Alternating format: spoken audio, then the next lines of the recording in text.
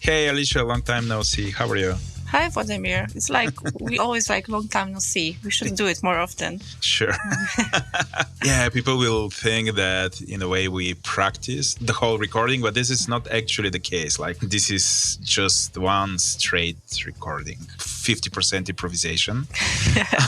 I think it's more than 50%. Yeah. Absolutely. This will be our second episode dedicated to the ethical AI. Actually, the first one with our awesome guest, Rania Wazir, was a huge hit. So thank you everyone who listened to that episode. And we just released the first part of our interview with her. So the second part of the interview will be in this episode.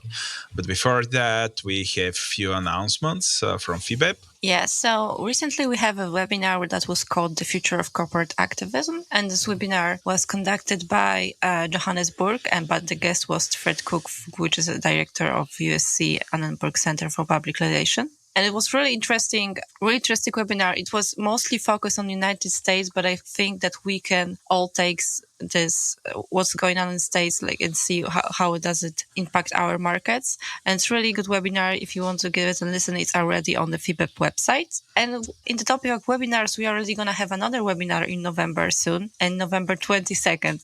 We're going to have a webinar called Gender Diversity and Information Within Our Industry and as a Service. And it's going to be moderated by Maria Laura Garcia. And the guest is going to be Laura Gajdulewicz, founder of the director of Biden Group. So can't wait to that, because that's also a topic that we are really interested in. And I'm really happy that FIBEP there was a keynote speech about diversity on the FIBEP World Congress. And there's going to be now a gender and diversity webinar for all FIBEP members. So stay tuned for that. Great. This is a very important topic.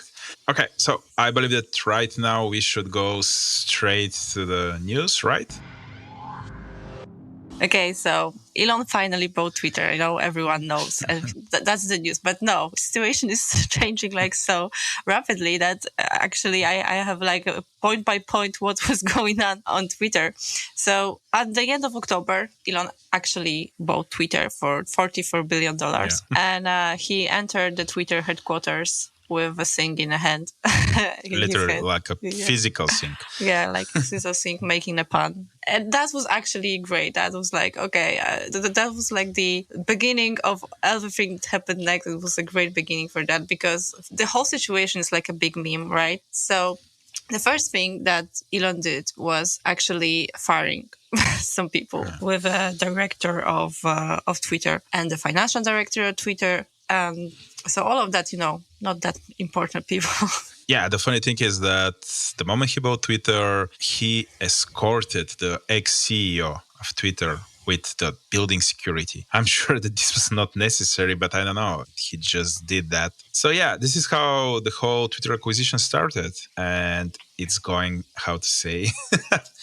really eventful, literally every day. Something interesting happens, and everyone monitors the personal account of Elon Musk, because most of the news unfold in that channel. Yeah, on his personal account, right? His personal account. Yeah, he actually fired 50% of the company employees. And then he realized that there's not enough people to run the application or the site anymore. So they had actually hired those people again, but not a lot of them wanted to come back. Of course. Why? Yeah. So then there was all this matter with the verification, right? So that the if you don't know, there you can have a blue mark next to your Twitter handle that makes sure that this person is legit. The person that is under this Twitter handle is, for example, Stephen King, for example, the book author. This account is run by Stephen King. Yes. So Elon had an idea that one way to get more money to Twitter would be to let people buy the verification mark. For some reason, he didn't think about all this false account who can now get verified for, first it was for $20, but then people were like, oh my God, $20 is too much. I'm not going to buy it. So he's like, okay, let's do it like for $8. Yeah, So, yeah. and someone actually calculated that. So $8 will not get any benefits for Twitter. So it's just you are giving this power to the people, but it won't grant like any financial benefits for Twitter. But what's starting to happen? There was a lot of people who are buying the verification mark that, okay, this is a legit account, and then making the forced account. So we have like 4 or 5 verified Elon Musk at some point, yeah? Yes. So then it was, no, you cannot do that. So you cannot impersonate me. So these accounts were banned. And this is what's going on right now. So then there was a rule that, okay, you cannot impersonate like real people, right? And if you do that and then you get verified, you're going to be banned. So now you have to write that you're a comedy account to make an impersonations.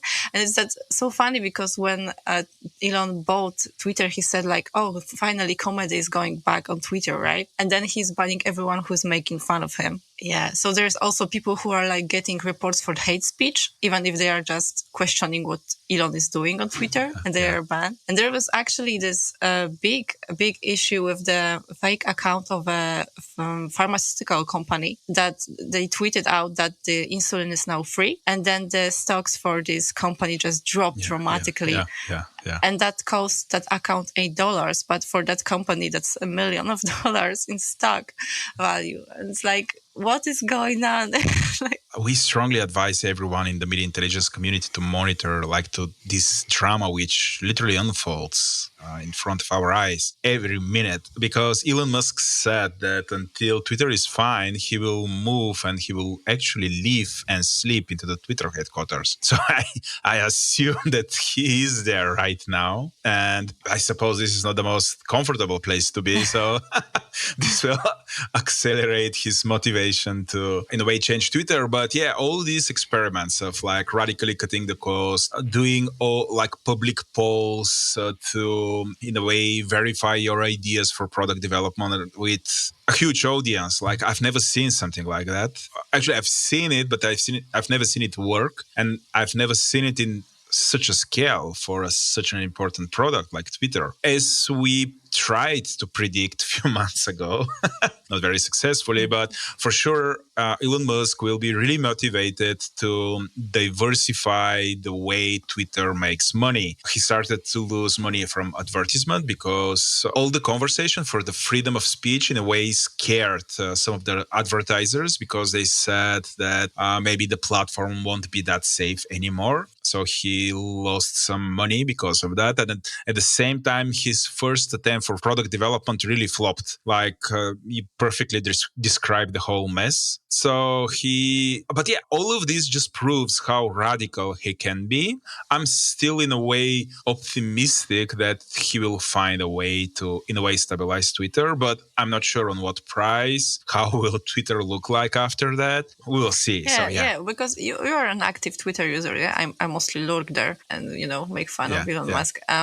So do you think it's gonna impact for example, your cloud on Twitter? Do you think it's gonna be hard for new Twitter user, or for example for established Twitter users to keep up with the followers? Because I actually seen a lot of movement to other platforms from, for example, for artists and from like a smaller influencer. They are moving to, for example, to Mastodon. That platform. Yeah, and a lot of people are also moving again to Tumblr. I didn't know Tumblr is still alive, but actually it's still alive. It is. It's owned by Automatic. That's the company behind WordPress.com. So yeah, it's still alive and kicking. But sorry for interrupting, but my opinion is that this is in a way temporary. Like remember all these musicians that left Spotify because of the Joe Rogan show?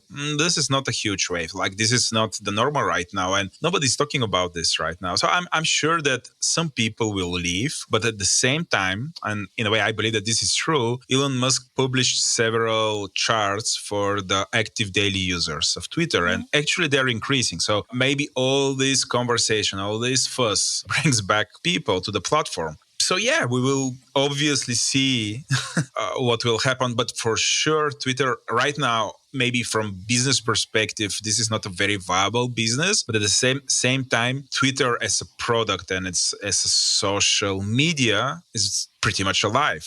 Not just alive, it's in very good shape. So for us, people from the media intelligence industry, this is still a very important source for organic conversation, which we will monitor. So yeah, that's news number one. Let's see in a month what will happen, because I'm sure that in our next episode, Mr. We're still Elon gonna Musk talk will about still, Elon Musk. absolutely, he will still be one of the main topics in the media intelligence industry. I'm quite surprised though, but you seem optimistic that he's gonna pull through, right? That he's gonna find a way to make it work, because there was like this big article like "Welcome to Hell, Elon" about Yes, from Nilay Patel. This Yeah. is editor-in-chief of The Verge, a very influential website. And yes, but what is funny about Elon Musk is that this is not his first hell. I still remember when he started Tesla and all the struggles to create the first model, after that to create the factory. This is not the first time where he actually sleeps into the office. He did that when he organized the first factory. So this is a person who in a way thrives in this type of environment. And for sure, he's very dedicated. Plus, a lot of people will leave Twitter, but I'm sure that he attracts a lot of people who, in a way, like this type of culture, this, how to call it, cowboy, the Wild West. Yeah. yeah, Wild West, really hardcore culture where a small team of very capable can-doers can work 24/7 in order to deliver something. Like, he attracts this type of people who are very radical like himself. So in a way, I'm still optimistic. Of course, there will be a lot of struggle. This is something different for him because this is a company which he acquired, and that company has its own culture, existing roadmaps, etc., which he pretty much shattered in just 2 weeks. Like, he fired all the leadership, he fired significant part of the people, and in a way, right now it's way easier for him to start on the clean. Like, there won't be that much opposition. Like, presumably the people who stay with him, they will think like him, they will comply with that culture, etc. So yeah, I'm in a way still optimistic that he will pull through. It will be hard. It will be interesting. I'm sure that a lot of like business people, a lot of leadership people are closely monitoring, learning of how things happen. And yeah, we will see. We'll see. Because if he does not succeed, this is very dangerous, because maybe his other businesses could sink too. So that's dangerous for him too. But yeah, let's see what will happen. For us, it's very easy. The worst case scenario, maybe it will be Twitter will go bankrupt and it will be sold to someone else, way cheaper compared to the 44 billion, I presume. But yeah, it will be alive because it's a major platform and it's still alive. People are going I there. think that it's still gonna be relevant. We're just gonna have to get used to all the changes. Yes, and you mentioned the word relevant. And that's the second part of our commentary about social media. I have an article called "The Age of Social Media is Ending." This is an article by Ian Bogosh, who wrote it for The Atlantic. So it's pretty much very influential traditional media website. And the article is very long. I strongly recommend our listeners to read that article, even the experienced one and the not so experienced listeners. For non-experienced listeners, it's interesting to read it because the author did a great narrative how social media happened, like from historical point of view, which were the first social media, which problem they solved, etc. But his main topic right now is that because of the Twitter mess, maybe we can call it like that, and the financial troubles of Facebook, maybe of Meta, sorry, thank you. The financial troubles of Meta, maybe this is the end of the social media.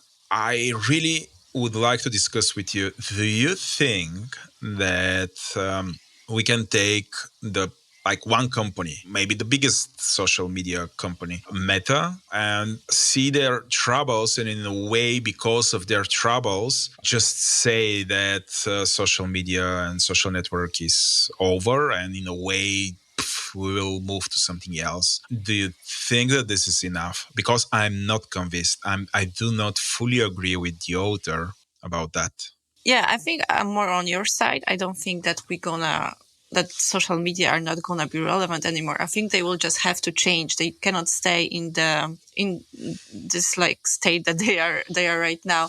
Facebook is becoming less and less relevant for young people, and I think that's the problem, because that's where the attention is right now. That's the people that are having money right now or are gonna have money soon. So you want them on your platform. They want them to use your platform. You want the advertisement to be interested in your platform because all that young people are there. And the problem with Facebook is that I think it kind of looks like their personality. So it doesn't know what it want to be anymore. So it used to be a platform when you can discuss things, when you can share like your thoughts. And now it's like there's a lot of like videos that are pushed on your dashboard and they are not really interested in. A lot of like things that you don't really follow are pushed into your dashboard, and you're not really able to see the thing that you came for Facebook for. So it's natural that you move to the other platform, and you're gonna like look for a platform that lets you engage, for example, with people, with your friends, or even with, for example, like some influencers that you want to follow. It's so hard to do it right now with Facebook, and I think that's why people are moving away from it.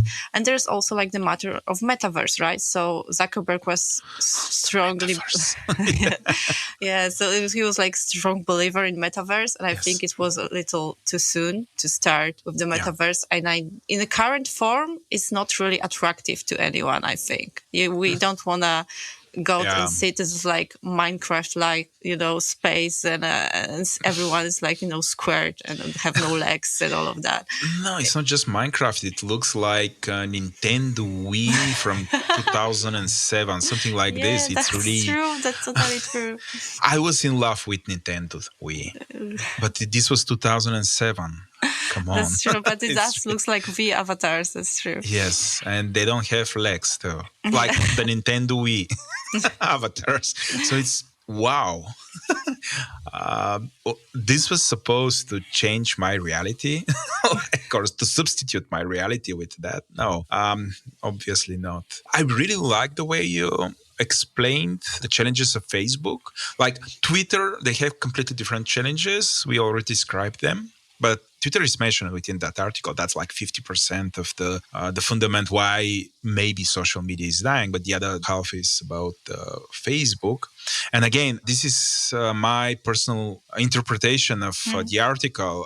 Please, dear listeners, read that article, make your own mind. In a way, I'm using that article just to start this conversation internally between me and Alicia. I really like the way you describe that Facebook right now, they have this identity crisis. They don't know what they're doing. And this is a huge problem for a product. Like literally don't know what your problem is. And I would really like to go back like 10 years or even more to describe how Facebook became popular. Like initially Facebook was very popular because Facebook solved a very important problem for students and universities in the US. It was a very clear problem. All these people who studied in university, they wanted to connect and communicate, and Facebook was that platform. So it was very clear relationship between a problem and a solution, and Facebook was that solution, and there was no better solution for that. Then when Facebook really happened, when in a way Facebook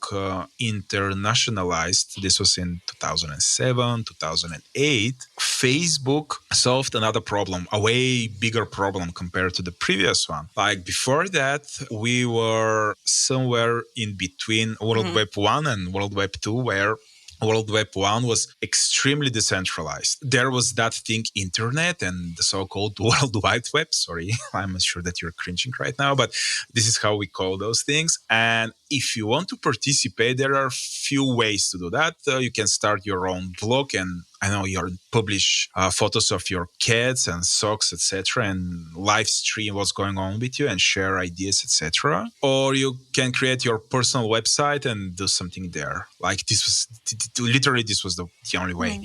And it was very challenging for people who wanted to share, because obviously they should know how the web work, they should be able to start their own weblog, etc. So this was a challenge for, in a way, content creators. And at the same time, it was a huge problem for content consumers, because it was very hard to, in a way, memorize all these different blogs, websites, URLs.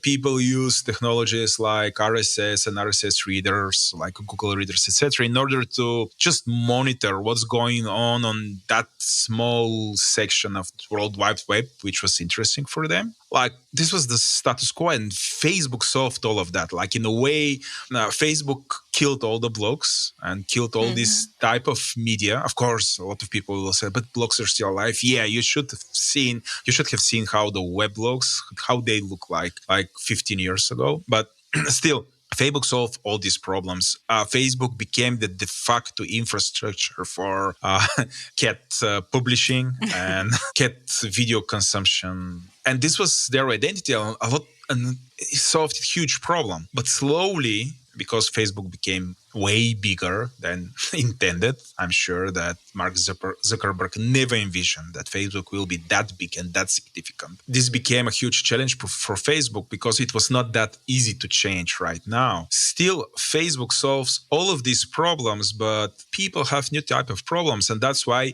new type of social media appeared. Some of that social media Facebook purchased, like Instagram.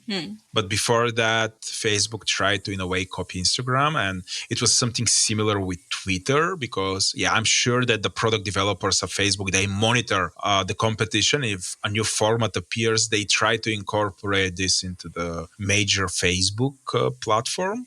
And in a way, they're trying to do that. Like, they're trying to push these like reels. These are these short videos, because for sure they're they're competing with TikTok. But of course, they cannot beat TikTok with that approach, because you just mix some of the TikTok experience with the Facebook experience, with the Instagram experience, with the Twitter experience in one huge hodgepodge. Do you have this this in Polish?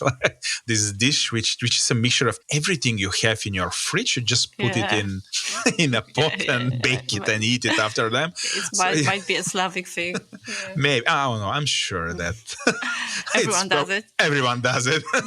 Yeah. So Facebook does that too. So, I think that's what was just said, that the platforms right now have a identity crisis.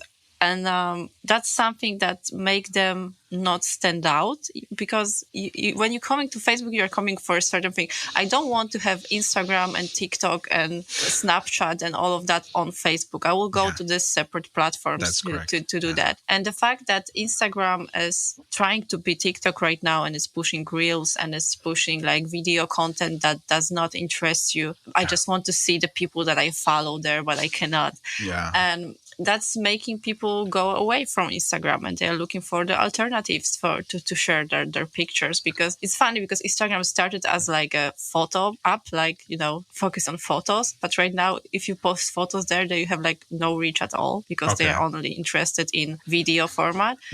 And even if you post video format, it's like if you want to be a creator on Instagram right now, you will have to create so much content, and doing a picture it takes like a few seconds, right? You have to do a setup and all of that. But you have a picture that you edit it and it's done. But editing a video, that's like a completely different matter. It's so hard to do that, to make a good video, to, synchronize this with music or with the sound that that's so much work. And I agree with people that they don't want to do that, right? Or they already do it, because we already have like the perfect platform for video sharing, and that's YouTube. True. And this is, as even Elon Musk agrees that YouTube is the only S-tier social media. This is one of the tweets, and he said he didn't say I agree with it, because this was a tweet from, I don't know, someone else. But Elon Musk said for now. So in a way, he agrees, but he will try to push video on Twitter, which I'm not sure. Like, I'm a hardcore Twitter lurker. Like, I don't share that much, but I consume a lot of Twitter. This is not the place where I will look for a video. But maybe, I don't know, if they do it correct, maybe, what's the problem? That like they kind of don't understand when you use Twitter. You use Twitter when you commute, when you have like few seconds to just scroll, and I don't have time to watch a whole video when I'm on Twitter, right? That's not what I'm looking for there. And even on Instagram, I always on mute, so I don't know what people are saying in those videos because it's irrelevant for me. Absolutely. Okay, very interesting articles. Please read to that article. And I think that we just reached 30 minutes within our first part. This is a way more than our own target. So we'll stop here and we'll just leave you with the second part of the Rania Wazir interview dedicated on ethical AI. From my current knowledge and perspective and all the discussions which I had with people on similar position like mine, someone who is like an entrepreneur in the field of media intelligence and automated knowledge extraction, AI. There are two views. One of them is we don't need to regulate anything. Ourselves should, in a way, regulate, just be sure that people are not going to suffer because we're really scared that the regulation will, again, kill innovation. That's view number one. View number two is the European Union view. All of this is so complicated. Most of the actors are outside of the EU. So we, as like a small and medium enterprises, we don't have that big impact on AI. So that's why we need this super state, which will come and regulate that. And from what we see, we have from both approaches, there are a lot of events which are actually happening. A lot of companies started to create ethical teams and they create internal documents of how to create ethical AI. We have the Microsoft principles, the Google principles, the Amazon principles, etc.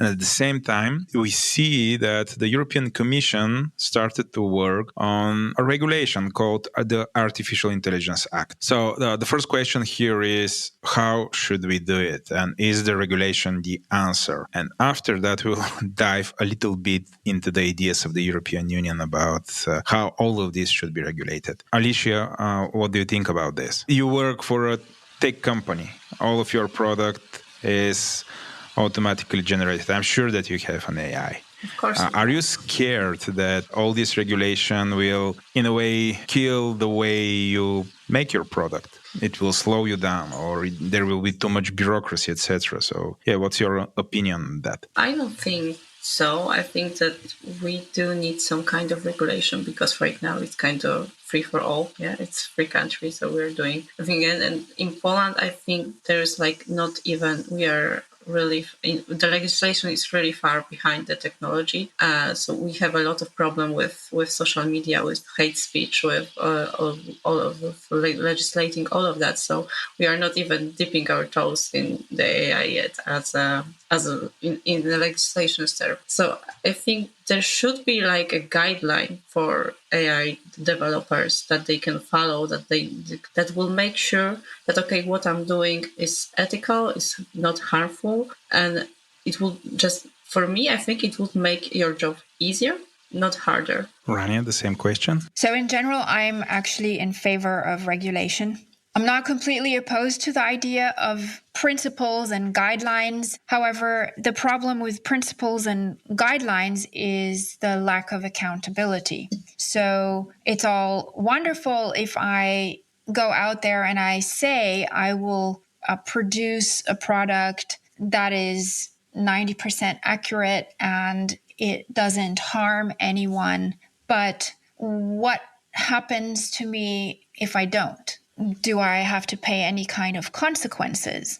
And right now, with all of these principles and guidelines, that's all there is. There's just, I say that I'm doing it, but there is no consequence if I don't. The second problem with lack of regulation is that then you leave it open to every producer to say, I follow my own conscience and I will do the product well, or I don't care, I only care for the bottom line. And if you leave it like that, well, the person who's trying to do it well is probably not going to be able to compete. It's cheaper not to put in safeguards. So in order to give everybody sort of the same starting position, you should think about putting in some rules and regulating. And finally, the regulation gives people clarity. So they know what are the things that I need to pay attention to and which ones not. And if you're worried about smaller companies not having the ability to innovate, well, there are other ways to encourage this. So take some money in your hands and fund particular kinds of research initiatives and innovation initiatives, but they're still carried out in a framework that respects everybody's safety, health, and fundamental rights. So yeah, for just putting all of this together, I feel like a regulation could be useful, but we have to be careful that we are involved in this regulation. So it's really important that the technologists and the people who are involved in the production and the use of the AI systems, who understand how they are developed and who understand how they can go wrong, are involved in the whole process of regulating and then also creating the standards that will enable the regulation. Because if we're not involved, this is when we can very easily end up with regulation that gets in our way and actually does more harm than good. So I would call people, take a look at it, get involved. This is your life. This is your world. These are your products. Make sure that the regulation that comes is a good one. Then move to that regulation, the regulation that is coming. As far as I know, the AI Regulation Act is still in production and it's not a directive to all the EU members, so there is still time. But because it leaked like a year ago, so we pretty much have really good idea what's going on to be within that regulation. And I will really briefly try to do like a very short explainer about that regulation, what's going on there. And please, Alicia and Rania, just correct me if I say something which is not correct. The first thing, like the guiding principle of the EU when regulating AI will be, is there harm to people? Yes or no? And how big is the potential harm? So harm is the leading principle. Then what they did is they created this pyramid where on top of the pyramid are use cases which are potentially very harmful to people and the society, so they're forbidden. And the forbidden use cases where AI won't be allowed to be deployed in EU, this is the social scoring systems. So there won't be any social score system similar to the one deployed in China, where we know that machines are in a way evaluating people and giving them credits. And after that, if you don't have big enough credit, certain services are limited to you, like service to travel or other services. So the good thing is all of this will be forbidden in EU. And the other thing which will be forbidden will be cognitive manipulation of certain groups of people. So those two are completely forbidden, and AI, any system which in a way does this, is not going to be allowed here. Another principle is that before deploying an AI, if it's on, obviously risk on top of that pyramid is completely forbidden, but after that are the systems with very high risks. And I have a list of all the potential use cases, but the principle here is that if your system, the system you want to deploy within EU, falls into the high-risk category, before the deployment, that system should be certified. So in a way, this is an answer of the previous part of our discussions, where we discussed that we first deploy, we put in production, after that we think what's going on. This will be regulated, so it's going to change. And regarding the part of losing innovation, this is a little bit trickier, because the vision of the European Commission is that in each member state on a national level, there will be like a commission of people who will do that certification. So not all the certifications will be certified in Brussels, but they will be certified in each member state, which is a huge challenge, because it is expected that in each European member, there will be enough people who are capable to do that. So this could be a challenge, and maybe that's why they're still thinking about how to apply all of this. But yeah, the principle here is think before deployment, certify before deployment. And companies shouldn't be allowed, if their system falls into the high risk category, to just deploy the system and hope for the best. This will be regulated. And after that, there are systems with very low risk and no risk at all. But let's focus on the high risk system. I believe that Rania explained some of them earlier, but just for the sake of the podcast, I will explain them the way EU says that they will be regulated. The first critical area are critical infrastructure, in example, transport. So all the cars which are driverless, they will be regulated in EU because, if the car kills someone on the road, that's bad because people are suffering. Then education, AI in education, especially when AI evaluates people, their performance. That will be regulated. So, teacher will still need to validate students' exams. So, we cannot give this to AIs, or if that's the case, that those machines will be pretty much regulated. Another things which will be regulated are all the components of systems for security. In example, all the surgeries which are done remotely, and if there is some AI involved into that. So all of this will be regulated. Then all these HR tools which have some form of AI in order to filter job candidates, those will be again regulated. You get the idea.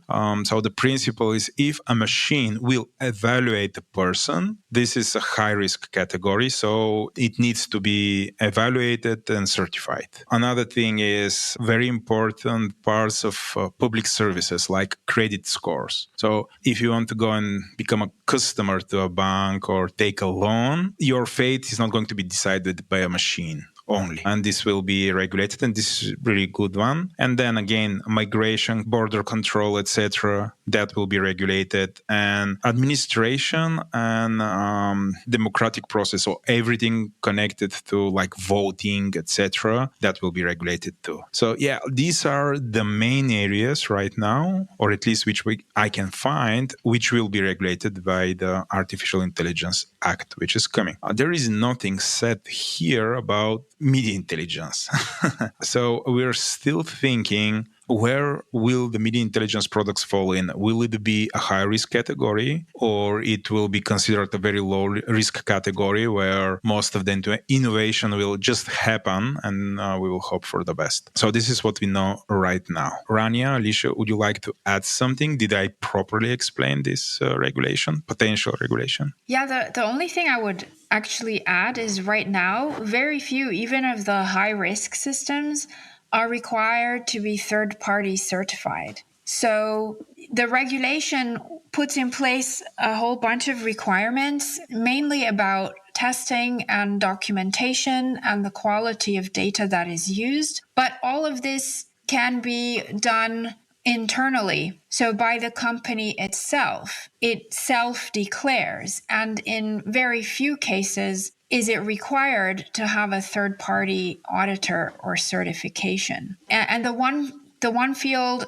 that was forgotten is biometric AI. So any kind of facial recognition, but also if you're using people's gait, the whatever you're using about the physical person in order to recognize the person, those kinds of biometric systems currently also fall under the class of high-risk AI systems. And especially those ones, many of them will require a third-party certification, at least according to the Draft AI Act.